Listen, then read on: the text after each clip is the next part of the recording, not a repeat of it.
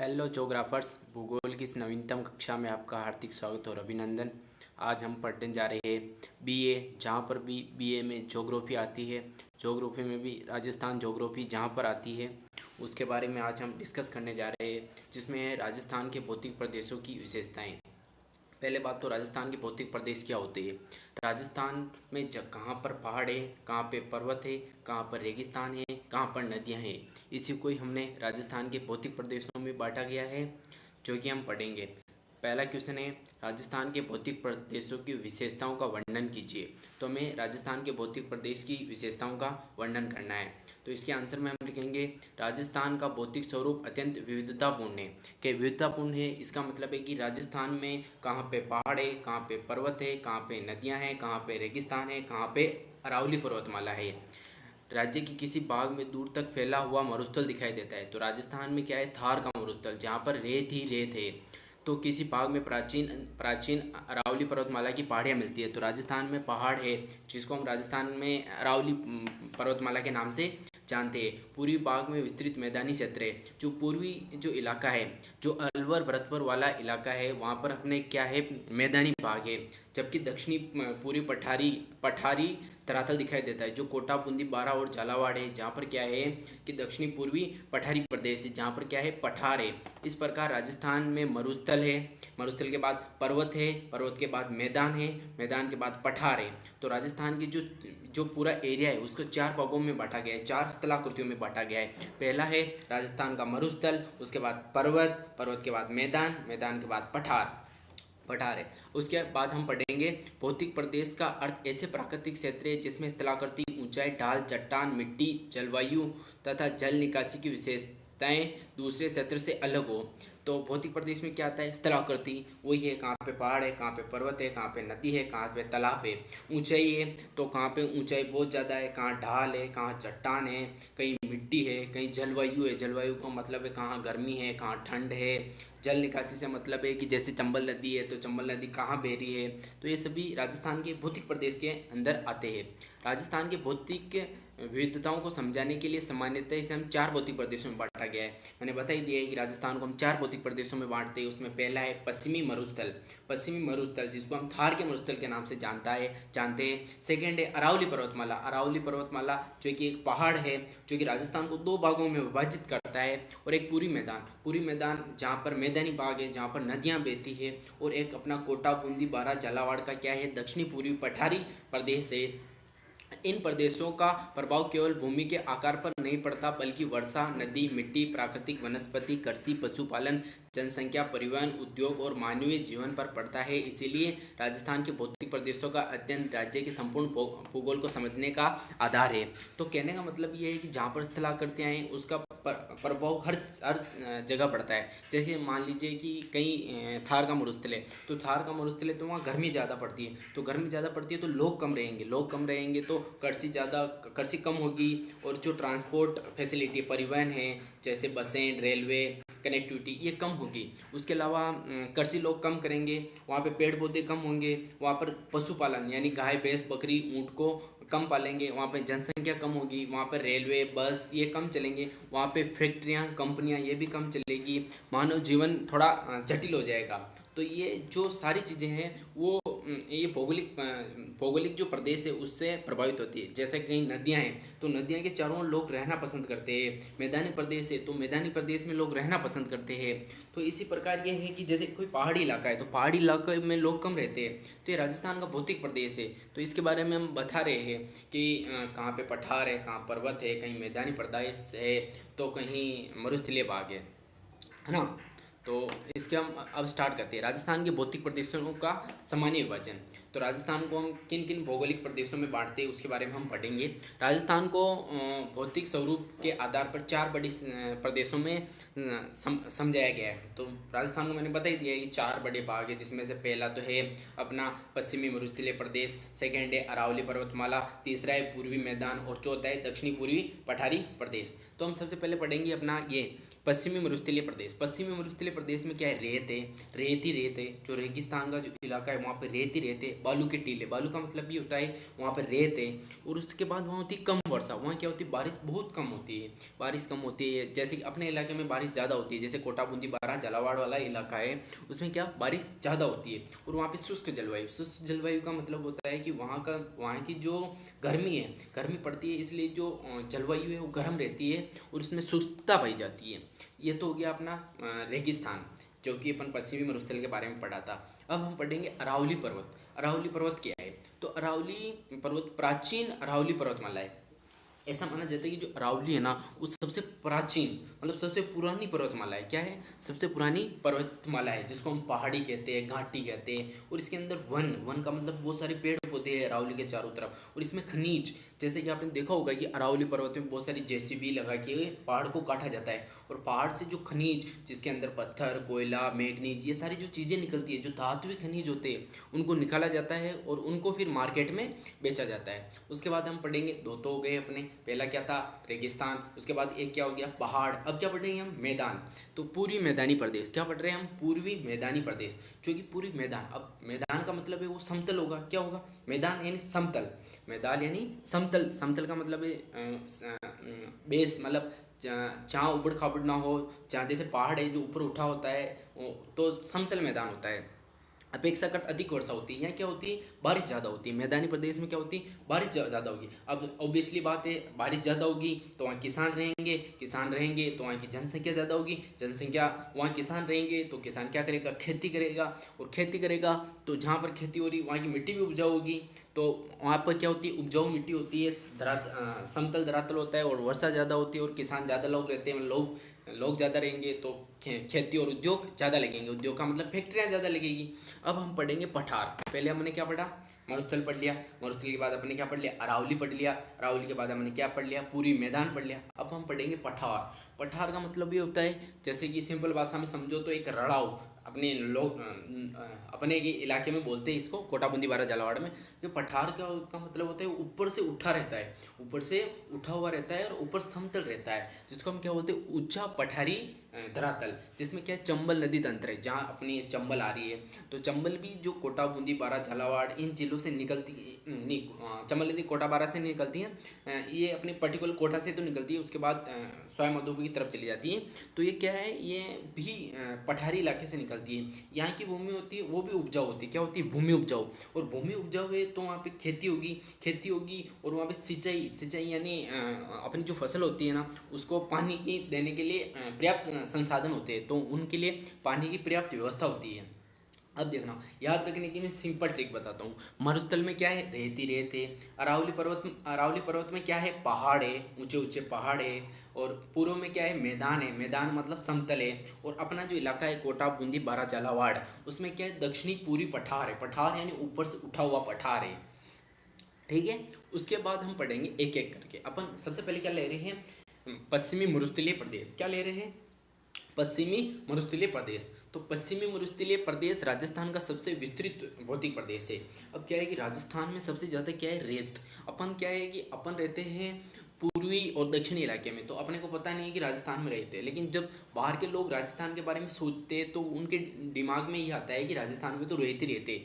इसलिए आता है क्योंकि राजस्थान के लगभग 60% इलाके में रेत है, जो कि राजस्थान के जो पश्चिमी जिले हैं जैसे जैसलमेर है, जोधपुर है, बाड़मेर है, इन इलाकों में रेत ही रेत है।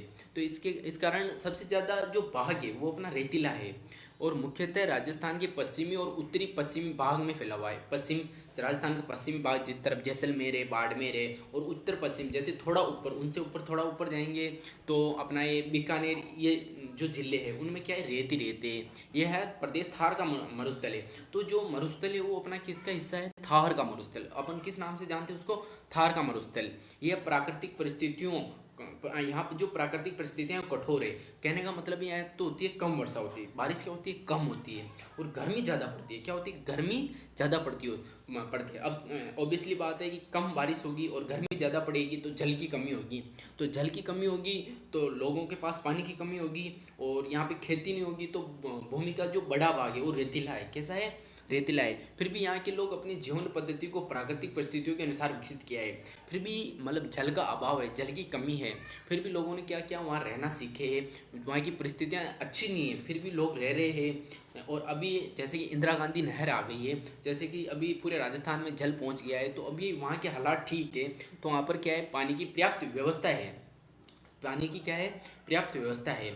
तो उसके बाद हम आगे बढ़ेंगे। इस प्रदेश को देखकर राजस्थान के भूगोल की एक महत्वपूर्ण बात समझ में आती है कि जहाँ प्रगति कठिन होती है वहाँ पर मनुष्य अपने अनुभव और परंपरागत ज्ञान से उसके साथ तालमेल बनाता है। तो कहने का मतलब ये कह रहे हैं कि हमें ये सीखने को मिलता है कि जहाँ पर विपरीत परिस्थितियाँ होती है, जहाँ पर जीना कठिन होता है, वहाँ पर भी लोग रहना सीख जाते हैं, सर्वाइवल करना सीख जाते हैं अपनी परंपरागत तरीक़ों से। तो अब वो उन्होंने क्या किया, जब वहाँ पे बारिश नहीं आती थी ना, तो बारिश नहीं आती तो उन्होंने क्या है कि अपनी जो अपना छत होता है, छत में क्या है, उन्होंने छत से पाइप का कनेक्शन करके नीचे टैंक बना दिया है, जिससे कि जो बारिश का पानी आता है वो उस टैंक में इकट्ठा हो जाता है। और इसको बोलते हैं हम टाँका। इसको क्या बोलते हैं हम, टाँका बोल सकते हैं, कुआं बोल सकते हैं, नाडीन बोल सकते हैं, खड़ीन बोल सकते हैं। जैसी जल संरक्षण पद्धतियाँ अपनाई गई है।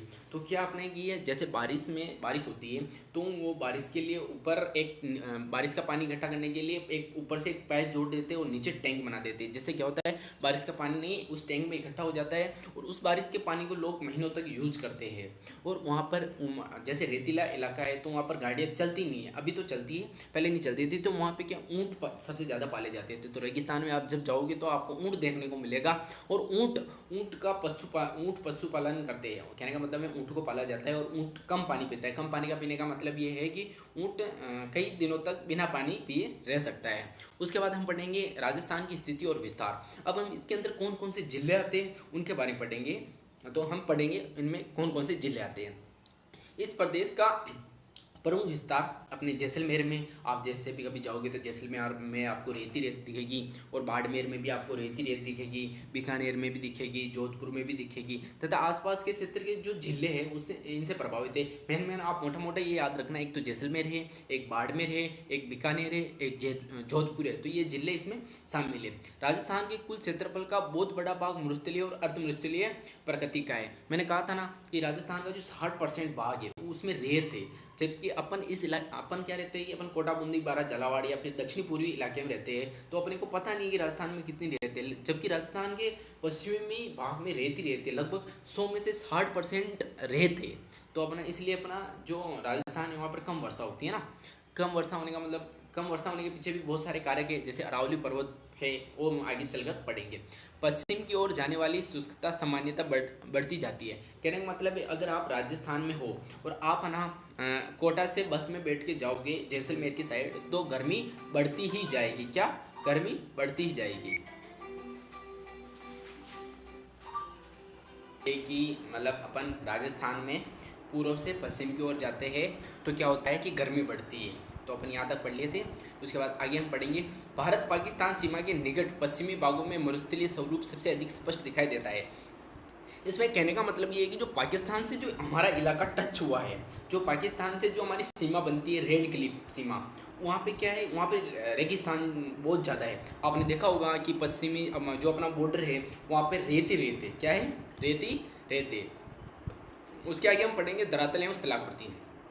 भूमि मुख्यतः रेतीली है। भूमि कैसी, रेतीली है। बार बार ये चीज़ आएगी। और कई स्थानों पर रेत की मोटी परत दिखाई देती है। तो कहीं कहीं जो इलाका है उसमें रेत की मोटी चादर, रेत का जो साइज होता है वो बड़ा होता है। कहने का मतलब रेत की मोटी परत होती है। हवा द्वारा रेत को एक स्थान से दूसरे स्थान पहुँचने के कारण बालू के टीले बनते हैं। तो जब हवाएँ चलती है, हवा चलती है तो क्या होता है कि रेत एक स्थान से उड़कर दूसरे स्थान पर जाती है, तो उसको बोलते हैं हम बालू। क्या बोलते हैं, बालू। कुछ टीले चंद्राकार होते हैं। तो जैसे हम रेत एक स्थान से उड़कर दूसरे स्थान पर जाएगी तो ऐसे आकृतियाँ बनेगी। क्या बनेगी, एक मतलब आकृति बनेगी जिसमें क्या अर्धचंद्राकार, जैसे चांद होता है उसके समान आकृतियाँ बनेगी, जिसको हम क्या बोलते हैं, बरखान बोलते हैं। क्या बोलते हैं, बरखान। और रेत के टीले की स्थिति हवा की दिशा के अनुसार बदलती है। जिस साइड से हवा चल रही है ना, उसके अपोजिट साइड में, उसके विपरीत साइड में वो बनेगी। क्या बनेगा, टीले बनेंगे। जैसे हवा चल रही है तो उसकी उस रॉन्ग साइड से, कहने का मतलब है अपोजिट साइड होती है ना, उससे अपने क्या बनेंगे, टीले बनेंगे। तो ये आपको समझ में आ गई होगी। कहीं कहीं चट्टानी सतह, रेतीले मैदान और नमकीन नमकीन भूमि मिलती है। तो कहने का मतलब है रेगिस्तान में कहीं चट्टाने हैं, कहीं रेतीला मैदान है, उसके अलावा नमकीन भूमि, यहाँ की जो भूमि होती है ना, जो ज़मीन होती है उसमें खेती नहीं होती है, और अधिकांश लोग यहाँ पे बाजरा बोते हैं। क्या बोलते हैं? बाजरा। उसके अलावा मरुस्थल प्राकृतिक जल निकासी बहुत कम विकसित है। मरुस्थल में प्राकृतिक जल निवासी बहुत कम है। कहने का मतलब है कि वहाँ पे इतनी नदियाँ वदियाँ भी नहीं हैं, और उसके अलावा क्या है कि जो पानी आता है बारिश का पानी वो रेत में सूख जाता है। और होता क्या है कि यहाँ रेत है, तो रेत में यहाँ पे दिन में गर्मी पड़ती है, तो यहाँ पे दिन का जो टेम्परेचर है, दिन का जो तापमान है वो बहुत ज़्यादा गर्म हो जाती है। रेत बहुत ज़्यादा गर्म हो जाती है, इसलिए गर्मी बहुत पड़ती है। और फिर रात को जैसे ही रात होती है तो वो रेत धीरे धीरे ठंडी होती है, और जब मध्य रात्रि होती है, मतलब रात के 1-2 बज जाते हैं, तो रेत बहुत ज़्यादा ठंडी हो जाती है। इस कारण रात को बहुत ज़्यादा ठंड रहती है और दिन में बहुत ज़्यादा गर्मी रहती है। उसके अलावा जलवायु, जलवायु का मतलब मौसम, मोटा मोटा ऐसे मान लो कि वहाँ का मौसम कैसा होता है। पश्चिमी मरुस्थल की जलवायु शुष्क और गर्म है। शुष्क का मतलब है गर्म, शुष्क का मतलब वही गर्म है। वहाँ पे धूल भरी आंधियाँ चलती है। गर्म दिनों के समय तापमान बहुत अधिक हो जाता है। जब गर्मी पड़ती है ना, गर्मी का टाइम आता है ना, तो वहाँ का जो टेम्परेचर है वो बहुत हाई चला जाता है। वर्षा की मात्रा कम होने के साथ साथ विवरण भी अनिश्चित है। वहाँ पे बारिश का कोई कुछ भी पता नहीं है कि बारिश कब होती है, कब होगी, या कभी बहुत ज़्यादा हो जाती है, कभी बहुत कम होती है, कभी सूखा पड़ जाता है। तो बारिश का कोई फिक्स नहीं है कि यहाँ बारिश आएगी। कई बार वर्षा एक स्थान पर अधिक और दूसरे स्थान पर कम हो सकती है। कहने का मतलब है कहीं कहीं जैसे कभी बाड़मेर में बहुत ज़्यादा बारिश होगी तो जैसलमेर में हुई नहीं, या फिर कभी जैसलमेर में बहुत ज़्यादा बारिश होगी तो बाड़मेर में हुई नहीं। तो ये चीज़ें अपने को इससे देखने को मिल रही है ना। तो अपन कहाँ पढ़ रहे थे? ठीक है, तो इसमें हम पढ़ रहे थे कि वर्षा कम और अनिश्चित होती है, बारिश कम होती है और अनिश्चित होती है, कोई फिक्स नहीं है कि बारिश होगी। वर्षा की मात्रा पश्चिम की ओर सामान्यतः घटती रहती है। कहने का मतलब वही है कि अपन पूर्वी राजस्थान से पश्चिमी राजस्थान की ओर जाएंगे तो बारिश घटेगी। कहने का मतलब अपन कोटा, बूंदी, बारा, झालावाड़ में सबसे ज़्यादा बारिश होती है, तो इधर से बस लेकर हम उस साइड जाएंगे तो हमें पता चलेगा कि उस साइड बारिश कम होती है। क्या होती है? बारिश कम होती है। एक सेकेंड बस, बारिश कम होती है। गर्मियों में तेज गर्म हवाएं चलती है, वो की वही बात है, गर्मी में तेज हवाएं चलती है, जिससे स्थानीय भाषा में लू कहा जाता है। कि हम जैसे बोलते हैं ना, लू चल रही है, लू, तो ये लू है। दिन और रात में तापमान में काफ़ी अंतर होता है। वो मैंने चीज़ बताई कि दिन में जो टेम्परेचर वो बहुत ज़्यादा अधिक होता है क्योंकि रेत गर्म हो जाती है, और रात को टेम्परेचर बहुत कम होता है क्योंकि रेत बहुत ज़्यादा ठंडी हो जाती है। ये आप घर पे प्रैक्टिकल भी कर सकते हैं क्योंकि रेत रात को बहुत ज़्यादा ठंडी हो जाती है ना। वाष्पीकरण की दर अधिक होने से जल जल्दी कम हो जाता है। कहने का मतलब है कि आप एक बाल्टी में या फिर कहीं भी जल भर के रखेंगे तो पानी है वो गर्म हो जाएगा, और पानी गर्म होकर ऊपर उठता है, जिसको हम बोलते हैं वाष्पीकरण। तो कहने का मतलब ये है कि यहाँ पे जो पानी है वो हवा में उड़ जाता है। जैसे हम लोग बोलते हैं ना, पेट्रोल उड़ गया, डीजल उड़ गया, तो वैसे पानी भी हवा में उड़ जाता है। अब हम पढ़ेंगे मिट्टी, वनस्पति और पशुपालन। क्या पढ़ेंगे? मिट्टी, वनस्पति और पशुपालन। मरुस्थलीय क्षेत्र में रेतीली मिट्टी का प्रभुत्व है। वो मैंने बता ही दिया कि जो मरुस्थलीय इलाका है वहाँ पर रेतीली मिट्टी है। कैसी है? रेतीली मिट्टी है। इसमें जल धारण करने की क्षमता कम होती है। कहने का मतलब इसमें पानी डालोगे तो वो नीचे चला जाएगा। जैसे एक तो होती है काली मिट्टी। काली मिट्टी में अगर आप पानी डालोगे तो वो काली मिट्टी क्या है, गीली रहेगी। एक बार बारिश होगी तो 3-4 दिन तक उसमें नमी बनी रहेगी। जबकि क्या होती है, रेतीली मिट्टी में ऐसा नहीं होता है। रेतीली मिट्टी में पानी जाते ही खत्म, ठीक है, सोख लेती है वो। प्राकृतिक वनस्पति कम और बिखरी होती है। जैसे कि आप रेगिस्तान में जाओगे तो आपको पेड़ देखने को नहीं मिलेंगे, पेड़ है तो बहुत कम है। जैसे कहीं कहीं होगी, जैसे खेजड़ी है, खेजड़ी वहाँ पे मिलती है, रोइडा मिलता है, बबूल मिलता है, बेर या विभिन्न प्रकार के कांटेदार झाड़ीले शुष्क परिस्थितियों में जीवित रहने वाले मिलते हैं। कहने का मतलब है कि वहाँ पर पेड़ है ही नहीं, और पेड़ है तो कांटेदार है जो कि विपरीत परिस्थितियों में जी सकते हैं। कहने का मतलब है कि उनको बिना पानी के जो पेड़ जी सकते हैं ना, वही है, ऐसे ही पेड़ वहाँ पर है। उसके अलावा पशुपालन, मैंने बोला था कि पशुपालन क्या है, तो पशुपालन की अर्थव्यवस्था बहुत महत्वपूर्ण आधार है। तो वहाँ पे क्या है, लोगों के पास काम धंधा इतना अभी तो विकसित हो गए, लेकिन पहले के जो लोग थे वो क्या करते थे, ऊँट पालते थे, बकरी पालते थे। उसके अलावा बकरी के अलावा वो अपने भेड़ बकरियाँ पालते जिनका दूध निकालते थे, दूध को पीते थे, बस वो उनको बेच देते थे। तो ऐसे पहले के किसान करते थे। अभी तो ये बहुत ज़्यादा विकसित हो चुके हैं। ऊँट को मरुस्थलीय का उपयोगी पशु माना जाता है, तो अपन रेगिस्तान का जहाज बोलते हैं ऊँट को। इसके अतिरिक्त भेड़ पालते हैं, वो बकरी पालते हैं, गाय है आदि का पालन किया जाता है। और पशु पालन के कारण यहाँ की ग्रामीण अर्थव्यवस्था का सहारा है। तो एक ग्रामीण अर्थव्यवस्था का सहारा है, मतलब इनकी दिनचर्या या इनका कमाई का जो इनकम का जो सोर्स है वो क्या है कि पशुपालन है। ठीक है, ठीक है। अब हम पढ़ेंगे कि मरुस्थलीय के बारे में, नदियाँ कैसी, मरुस्थलीय में जल संसाधन। मरुस्थलीय प्रदेश में स्थायी नदियाँ बहुत कम है। तो मैंने बोला था कि जैसे अपने इलाके में तो बहुत सारी नदियाँ हैं, लेकिन जो मरुस्थलीय इलाका है वहाँ पर नदियाँ नहीं है। नदी बस एक दो है या मुश्किल से, बहुत सारे ऐसे भी है ज़्यादा, लेकिन बड़ी नदियाँ कोई नहीं है। बड़ी नदियों में एक है लूनी नदी। कौन सी नदी है? लूनी नदी है।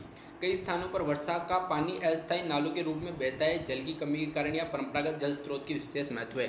मैंने बताया था कि भाई वो गर्मी में क्या करते हैं, बारिश के पानी को इकट्ठा कर लेते हैं और टैंक में भर देते हैं। और यहाँ पर एक लूनी नदी है, बस इतना है। कुएं और नलकूप पेय जल एवं सिंचाई के प्रमुख साधन है। जैसे कि जो खेतों को में पानी देते हैं वो तो देते हैं या तो कुओं से देते हैं या ट्यूबवेल से देते हैं। तो यहाँ सिंचाई के प्रमुख साधन है। यहाँ बारिश थोड़ी कम होती है ना। टाँके वर्षा जल को संग्रहित करने के लिए परंपरागत व्यवस्था है। वो टाँके का मतलब है कि बारिश के पानी को इकट्ठा करना। नाडी और तालाब स्थानीय जल संग्रहण के उपयोगी साधन है। तो जो नाडी और तालाब बना देते हैं जिससे कि जल का सदुपयोग उसके जल को इकट्ठा किया जा सके। उसके अलावा मेन इंपॉर्टेंट चीज़ है कि यहाँ पर इंदिरा गांधी नहर आ चुकी है। कौन सी गांधी? इंदिरा गांधी नहर आ चुकी है, जिससे पश्चिमी राजस्थान के अनेक भागों में सिंचाई और बसावट में बदलाव दिखाई दिया है। तो पहले क्या था यार, पानी नहीं था। तो इंदिरा गांधी के टाइम या फिर इंदिरा गांधी से पहले इसका नाम अलग नाम से जाना जाता था। इंदिरा गांधी के नाम से ये नहर चलाई गई है, जिससे क्या है कि पश्चिमी जो इलाका है, जो जैसलमेर बाड़मेर वाला इलाका है, जहाँ पर पहले पानी की बहुत कमी थी, इस कारण यहाँ पर एक नहर लाई गई। उस नहर से जो वहाँ के जो इलाके हैं उसको पानी दिया गया, पानी पिलाया गया, पानी दिया गया, जिससे हुआ क्या कि उस इलाके में लोग रहने लगे और वहाँ पर उद्योग खुल गए। और अभी वहाँ पर पानी की समस्या अब इतनी मतलब ख़राब नहीं है, ठीक पानी मिल जाता है उनको। नहर सिंचाई के कारण कई क्षेत्रों में कृषि योग्य भूमि का विस्तार हुआ। अब जैसे नहर आ गई है तो वहाँ पे क्या हुआ, रेगिस्तान में नहर आई है तो लोग कृषि करना शुरू कर दिया, जिससे क्या हुई, हरियाली छा रही है वहाँ पे ना। अब हम पढ़ेंगे कृषि। कम वर्षा के कारण परंपरागत कृषि वर्षा पर अधिक निर्भर रही है। कम वर्षा के कारण परंपरागत कृषि वर्षा पर निर्भर है। कहने का मतलब ये कृषि जो बारिश पर डिपेंड करती है, भाई बारिश आएगी तो करेंगे, नहीं आएगी तो नहीं करेंगे। किसान ऐसी फसल को चुनता है जिससे कम पानी की आवश्यकता होती है। तो किसान क्या करता है कि भाई ऐसी फसल सेलेक्ट करता है जिससे पानी की आवश्यकता कम होती है। जैसे कि चावल है तो चावल में पानी ज़्यादा चाहिए होता है, तो किसान क्या करता है, ऐसी फसल बोता है जिसमें पानी कम चाहिए होता है। वैसे उधर की साइड बाजरा बो देते हैं, जीरा बो देते हैं। तो हम प्रमुख फसलें मैं बताऊंगा अभी क्या है। एक तो बाजरा है, प्रमुख शुष्क क्षेत्र की फसल है, क्या है, बाजरा है। तो वह पानी की कमी है तो उधर की साइड के लोग जो खाना भी बाजरे खाते हैं और बाजरे की रोटी बनाते हैं और बाजरा खाते हैं। जिसमें एक तो गवार है, मोठ है, मूंग है, जैसे दलहन जो दालें होती है वो कम पानी वाली फसलें होती है, जिसमें कम पानी की आवश्यकता होती है, वो फसलें वहाँ के लोग बोते हैं। सिंचाई की सुविधा वाले क्षेत्रों में गेहूँ, सरसों और कपास जैसी फसलों का उत्पादन बढ़ा है। जहाँ पर नहर आती है वहाँ के लोग क्या करते हैं, वहाँ के लोग गेहूँ बो देते हैं, सरसों बो देते हैं, कपास बो देते हैं। तो जैसी फसलों को उत्पादन में बढ़ावा मिला है, तो वहाँ के लोग जहाँ पर इंदिरा गांधी नहर आई है वहाँ के लोगों ने क्या है कि ऐसी फसलें बो दी जिनको जल की ज़्यादा आवश्यकता होती है, और जहाँ पर पानी नहीं है वहाँ पर बाजरा ऐसी फसलें बोई गई है। कृषि का स्वरूप जल की उपलब्धता के साथ तेज़ी से बदला है। जहाँ पर पानी होगा वहाँ पर अच्छी फसलें होंगी, कहने का मतलब यही है। ठीक है। और अब जनसंख्या और बसावट। अब वहाँ पे जनसंख्या कैसी है और वहाँ पे लोग कैसे रह रहे हैं उनके बारे में हम पढ़ेंगे। जल की कमी और कठोर जलवायु के कारण मरुस्थलीय प्रदेश में जनसंख्या का वितरण असमान है। देखो मैंने तुम्हें इतनी चीज़ें बताई कि वहाँ पे जल की कमी है, बहुत ज़्यादा गर्मी पड़ती है, वहाँ पे रहते तो वहाँ पे लोग कम रहना पसंद करेंगे। क्या करेंगे, लोग कम रहना पसंद करेंगे। क्यों कम रहना पसंद करेंगे, वहाँ की पानी उपलब्ध नहीं है और गाँव कस्बे इतने ज़्यादा विकसित नहीं हुए हैं, तो मतलब वहाँ पे कम लोग रहना पसंद करते हैं। तो वहाँ पे जनघनत्व मतलब 1 किलोमीटर के अंदर कितने व्यक्ति रहते हैं वो कम रहते हैं। तो यहाँ पे जैसे कि अपने इलाके में तो बहुत ज़्यादा घर है, तो वहाँ पे दूर दूर घर होते हैं और कम लोग रहते हैं ना। परंपरागत रूप से बस्तियाँ जल स्रोत के पास विकसित हुई है। कहने का मतलब वहाँ पर जो तालाब है, कुएँ हैं, तो उनके आसपास ही लोग रहते हैं क्योंकि उनको जल की ज़रूरत होती है और वहाँ पे लोग कम रहते हैं। कहने का मतलब मोटा मोटा ये है।